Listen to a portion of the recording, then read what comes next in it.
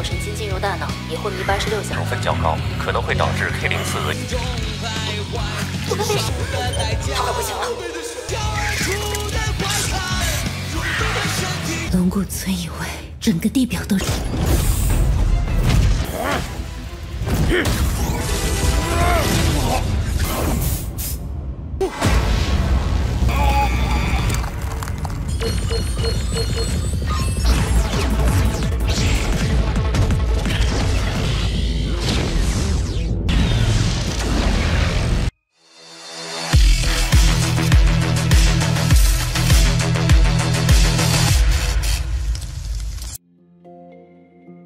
Halo semuanya, selamat datang di Ruang Sinema. Bagaimana kabar kalian semua? Semoga selalu sehat dan baik-baik saja.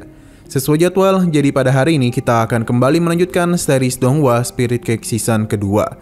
Kita sudah membahas season pertama pada channel Ruang Film 2. Untuk tahu lebih lanjut tentang series ini, kita sarankan untuk nonton season pertamanya dulu.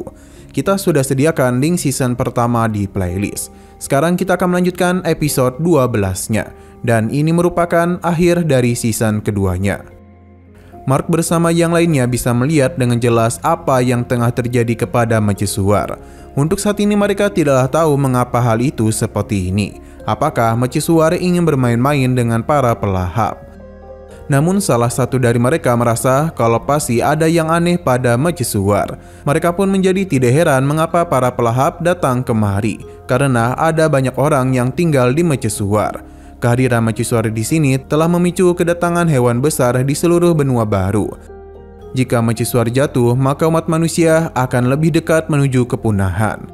Sepertinya mereka ini harus membantu mercusuar, tapi ini juga bukanlah pilihan yang tepat. Jika sedikit saja mereka membuat kesalahan, maka yang ada mereka malah akan membawa kehancuran besar di desa. Bahkan dua pemukiman paling luas sudahlah musnah. Jadi bukan tidak mungkin desa Dragonbone juga mengalami hal yang sama. Risiko yang mereka ambil tidaklah akan sebanding dengan apa yang terjadi ke depannya. Bahkan hal yang paling buruk adalah kapsul jiwa yang menyimpan puluhan ribu jiwa manusia bisa diambil alih oleh induk mana. Mark merasa apa yang mereka katakan memang benar adanya, karena menyelamatkan mercusuar tidaklah sebanding dengan mempertaruhkan seluruh desa. Tapi Bai memilih untuk menyelamatkan mercusuar, karena baginya mereka juga masih dapat melindungi desa. Karena bagaimanapun mercusuar memiliki kehidupan yang banyak. Jika hal ini musnah, desa Dragonbone pasti akan kesulitan untuk menopang kelangsungan hidup manusia. Tapi mereka sangatlah khawatir dengan kondisi tubuh Bai saat ini, karena dia tidaklah sekuat dulu lagi. Walaupun begitu, Bai tetap kekeh mengambil keputusan itu. Meskipun nantinya mercusuar akan tetap jatuh, setidaknya mereka harus mengumpulkan puluhan ribu esensi kehidupan ke dalam kapsul jiwa. Dan yang menjadi masalah di sini tentu adalah Charles yang telah berhasil mengendalikan armor pejalan jurang, yang tentu mengejutkan semua orang. Bai akan membagi pasukan menjadi dua kelompok, ialah yang akan ke mercusuar. Xiaodong akan bertugas memperkuat pertahanan desa, karena bagaimanapun mereka harus menahan gelombang binatang sampai dirinya kembali. Bai meminta Mark untuk memutuskan apa yang harus dia lakukan. Ia juga meminta mereka untuk kembali dulu, sedangkan dia akan membawa saudaranya pulang ke inti menara pelindung. Setelah mereka pergi, dalam perjalanan itu, Bai hanya bertanya kepada kakaknya, apakah emosi dari para warga mercusuar bisa menarik begitu banyak pelahap lagi.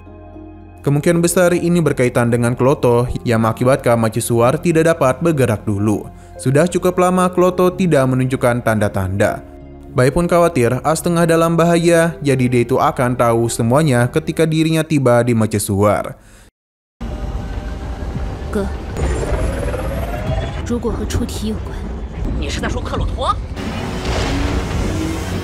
Shino berpindah kepada Swing yang tengah mabuk berat sambil bermain video game pemberian kekasihnya. Sesaat kemudian Mark pun datang, yang mana situasi mereka berdua masihlah tidak begitu baik. Swing yang terus merasa tidak dipedulikan pun mulai mendekati Mark, di mana dia pun sadar kalau Mark sebenarnya peduli akan kehadirannya. Swing pun kembali menambah minumannya, di mana Mark menghentikannya, karena bagaimanapun Swing sudah mabuk berat.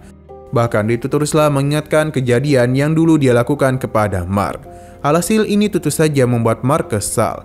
Namun untung saja bibi ini menenangkan situasi. Tapi Swing menduga kalau ada sesuatu yang tengah Mark pikirkan. Baru kali inilah dia merasakan hal itu. Pasalnya Mark merupakan seorang pahlawan di mercusuar dan juga calon pewaris dari penguasa kota.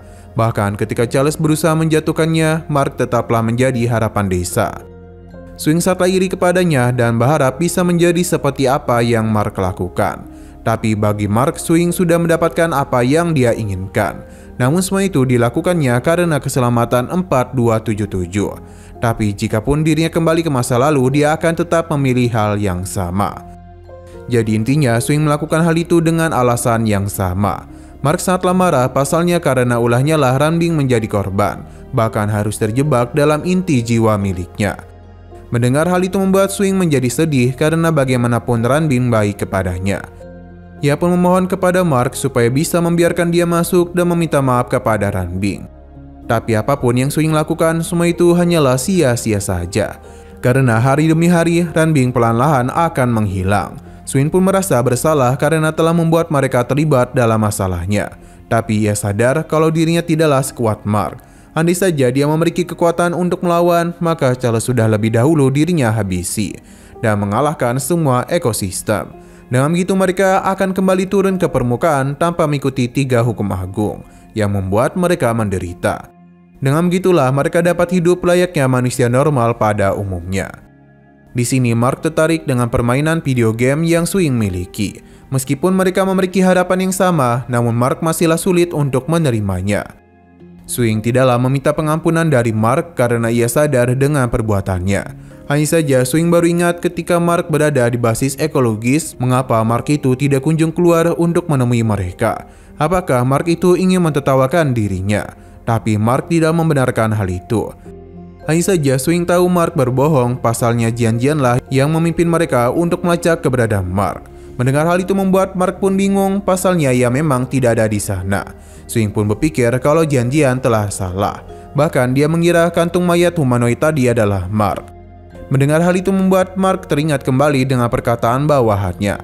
Kalau Kunji pernah memberitahu kalau ada begitu banyak klon di ruang Nirvana yang wajahnya sangat mirip dengan Mark kecil. Selain itu, humanoid yang bertarung dengannya memiliki postur tubuh yang sama dengan Mark. Sepertinya orang-orang ini menyembunyikan sesuatu darinya. Mark pun semakin penasaran apa yang disembunyikan oleh Bayuki. Terlebih lagi, dia itu memiliki ingatan yang terus melintas di pikirannya. Maka karena itulah Mark pun memilih untuk mencari tahu apa yang sebenarnya disembunyikan darinya.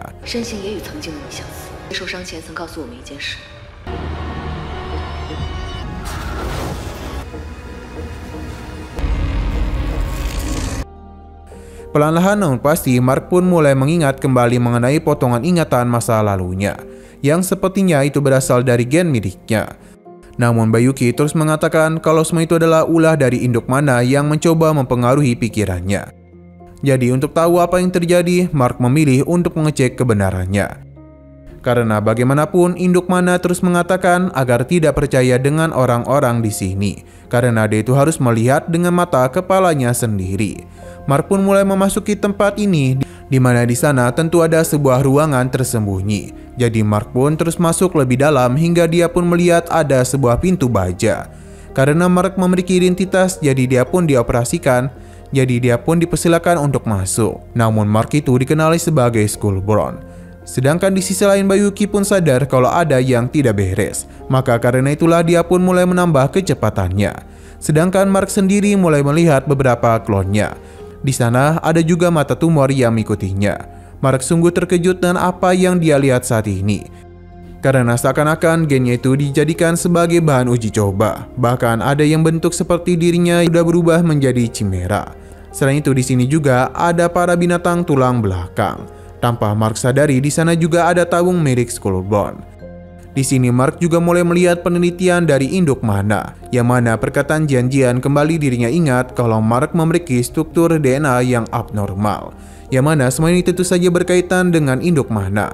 Karena bagaimanapun Mark merupakan gen yang dikembangkan dari anak yang induk mana miliki. Ia pun mulai sadar kalau Skullbone tercipta dari perpaduan gen miliknya dengan binatang tulang belakang. Sudah cukup banyak uji coba yang dilakukan, dan Mark adalah salah satu dari gen klon itu. Ia memiliki kode K04 dan adalah klon langka yang memiliki esensi kehidupan.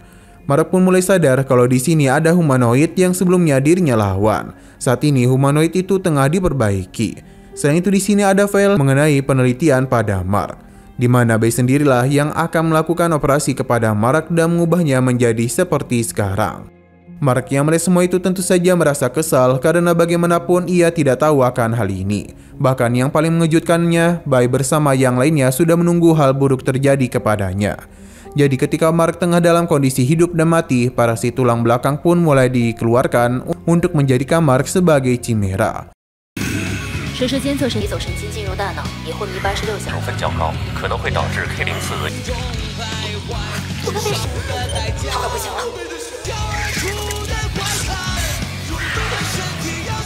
Melihat semua ini tentu saja saatlah membuat Mark kesal. Namun dia itu dikejutkan oleh suara dari humanoid yang mana setelah dirinya buka ternyata itu adalah Mark sendiri. Dia berusaha untuk mengajaknya berbicara, namun humanoid itu memintanya untuk segera dihabisi saja. Yang mana Mark pun akan mengabulkannya, dan itu pun membuat humanoid ini pun meninggal.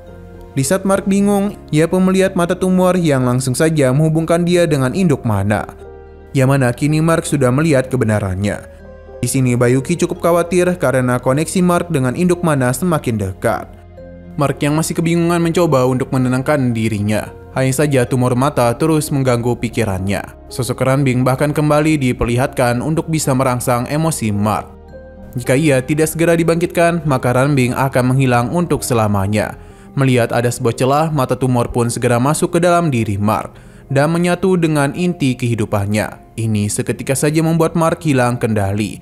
Dan tentu saja kekuatannya pun seketika saja meningkat. Hanya saja Mark itu seakan-akan kehilangan kendali atas pikirannya. Sesaat kemudian Bayuki baru saja tiba dan dia sama sekali tidak melihat keberadaan dari Mark. Karena dia itu sudah lebih dahulu pergi meninggalkan tempat ini.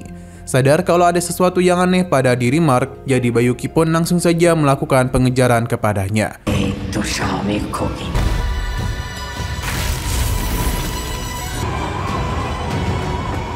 Siano berpindah kepada Mark yang tengah melakukan perjalanan melintasi gunung besar ini. Tapi dirinya dikenali oleh Bayuki. Dia tahu kalau Mark pasti memiliki begitu banyak pertanyaan. Tapi Bai pun menjamin kalau apa yang dia lihat bukanlah seluruh kebenarannya. Tapi Mark tidak terlalu peduli karena ada hal yang harus dirinya lakukan. Bayuki tidak akan membiarkan Mark pergi sendiri, jadi dia akan melakukan penyerangan kepadanya. Pada saat itu jugalah pertarungan antara Mark dan Bayuki pun langsung terjadi. Mark memilih untuk melarikan diri dari kejaran Bayuki. Namun karena dia tahu itu hanya akan sia-sia saja, maka Mark memutuskan untuk mencari cara lain, yakni mengecoh Bayuki dengan tempat-tempat yang tidak bisa dirinya capai. Mark pun bermanuver dengan sangat lihai yang membuat Bayuki sempat kesulitan mengejarnya. Akan tetapi Bayuki sangatlah pintar, karena bagaimanapun dia ini bisa dengan mudah menjatuhkan Mark dan membuat dia tidak bisa mengendalikan tubuhnya. Melihat adanya sebuah kesempatan, Bayuki segera membawa Mark masuk ke dalam pesawatnya. Setelah semua itu Bayuki pun membawa Mark terbang lebih tinggi lagi. Di dalam terlihat kalau Mark berusaha untuk memberontak, karena bagaimanapun Bayuki telah mengurungnya. Bayuki juga dapat melihat kalau koneksi hubungan Mark dengan induk mana tidaklah stabil. Mark pun berhenti mengamuk setelah Bayuki menemuinya, di mana dia langsung saja membahas apa yang telah Bayuki lakukan kepada tubuhnya. Karena meskipun Bayuki tidak menyelamatkan hidupnya, setidaknya Ranbing masih bisa hidup. Mark yakin kalau Bayuki melakukan semua ini demi melancarkan rencananya saja. Bayuki tidaklah membenarkan hal itu, karena semua ini dia lakukan untuk mengungkap akar penyebab bencana. Karena bagaimanapun, kemampuan umat manusia tidaklah bisa dibandingkan dengan ekosistem. Dengan beginilah umat manusia bisa kembali hidup dengan damai. Mark masihlah bingung mengapa dirinya harus melakukan semua ini, dan mengapa Ranbing harus menjadi korban.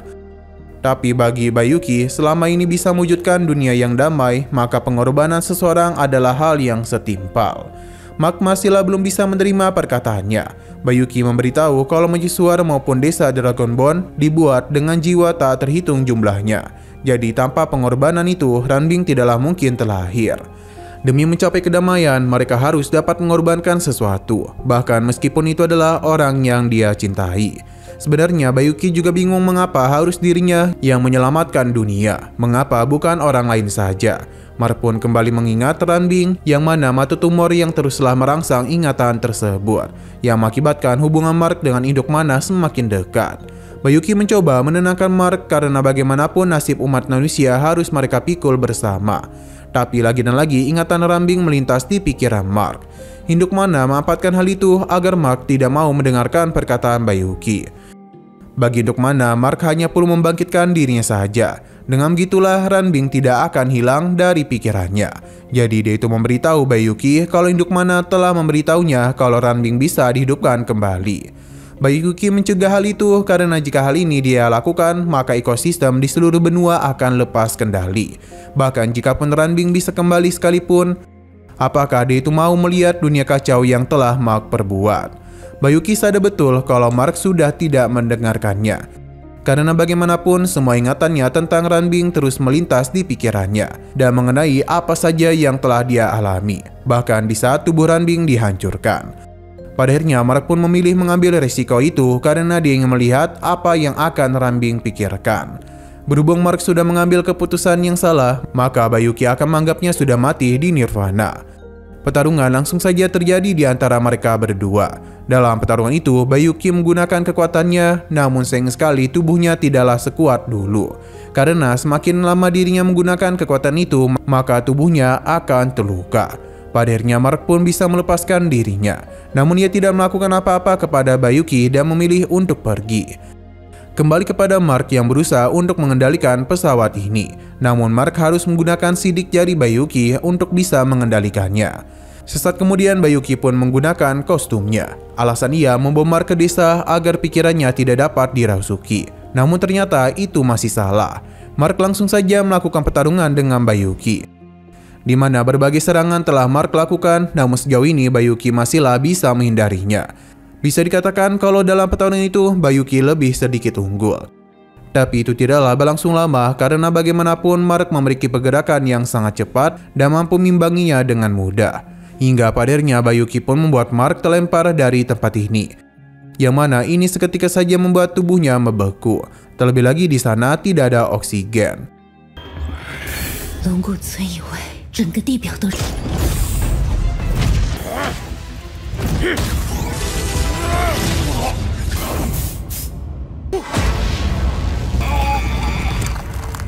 Di dalam alam bawah sadarnya sendiri, Mark ini bingung harus melakukan apa.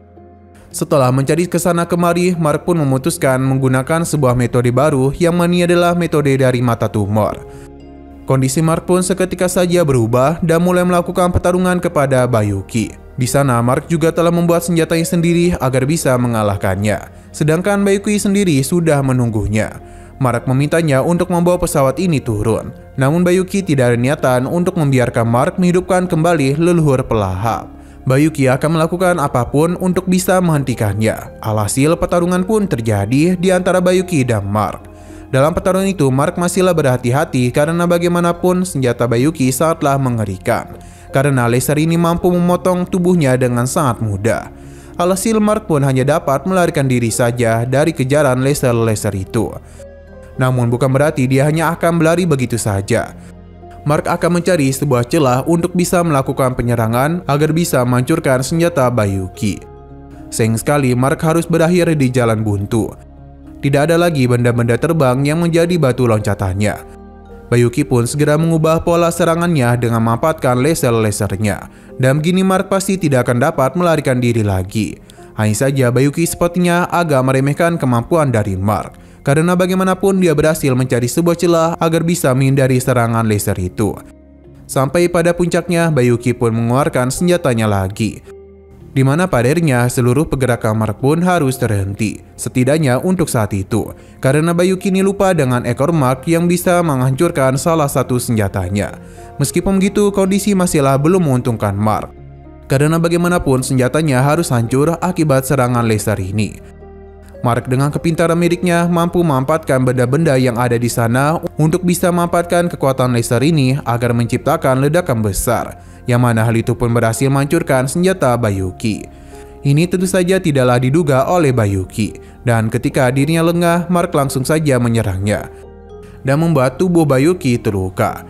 Akan tetapi dengan waktu yang tidak begitu banyak, Bayuki pun segera mengeluarkan senjatanya dan mencincang-cincang tubuh Mark. Meskipun dia itu harus mengorbankan tangan kirinya. Berhubung kondisinya sudah terpotong begitu saja, membuat kendali Mark atas hidupnya pun telah hilang. Sedangkan Bayuki sendiri harus menggunakan kekuatannya untuk menghentikan pendarahan tangannya.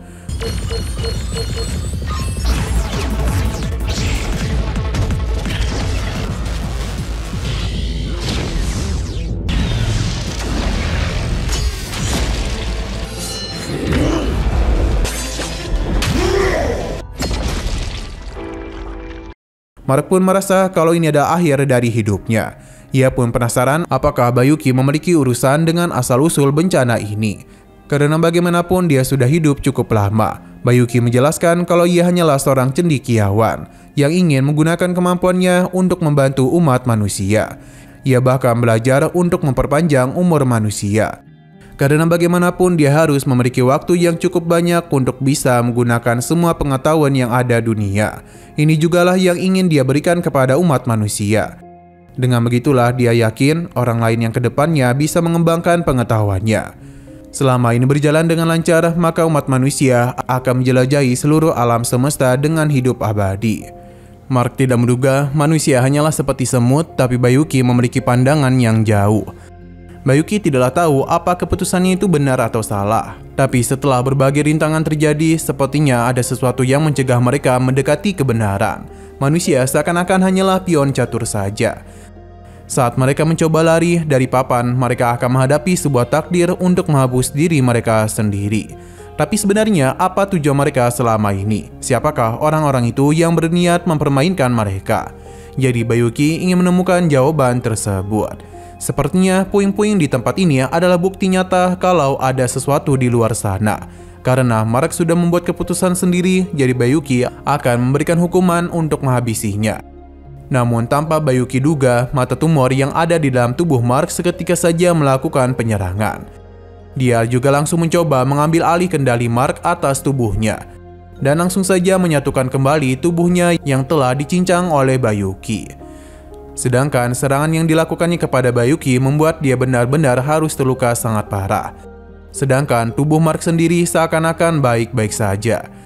Tapi terlihat kalau Bayuki ini malah tersenyum padahal kondisinya tidaklah baik-baik saja. Mark yang telah diambil alih oleh mata tumor ini pun segera pergi untuk mengendalikan pesawat ini. Karena bagaimanapun tangan kiri Bayuki berhasil dirinya dapatkan.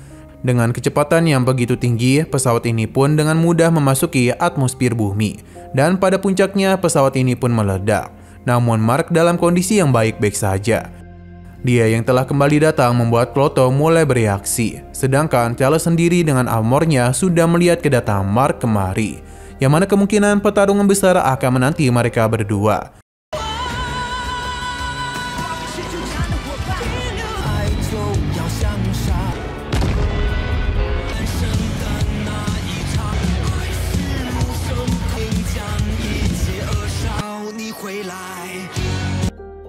Namun sebelum kita akhiri, kita pun sempat diperlihatkan kalau Bayuki sudah tahu kalau Mark telah memasuki laboratoriumnya. Karena Bayuki sepertinya memiliki rencana lain, maka dia pun membiarkannya. Selain itu, Master Tai telah berbicara dengan Bayuki, mana suaranya benar-benar membuat kita merinding. Karena ini seperti induk mana. Bayuki akan melanjutkan rencana mereka. Dan kita pun diperlihatkan dengan kondisi Bayuki yang terus terbang di ruang hampa. Namun ada yang aneh di sini. Karena terdapat sebuah benda langit yang tengah menunggu kedatangannya. Oke, sekian dulu pada video kali ini. Untuk video selanjutnya akan segera hadir. Jadi bagi kalian yang ingin mengikuti series ini, langsung saja klik subscribe dan aktifkan loncengnya. Terima kasih yang sudah menonton video sampai habis. Jika kalian suka pada video ini, klik like dan share ke teman-teman kalian tentang channel ini. Dan ditunggu aja kelanjutannya. Oke, sampai jumpa di video selanjutnya.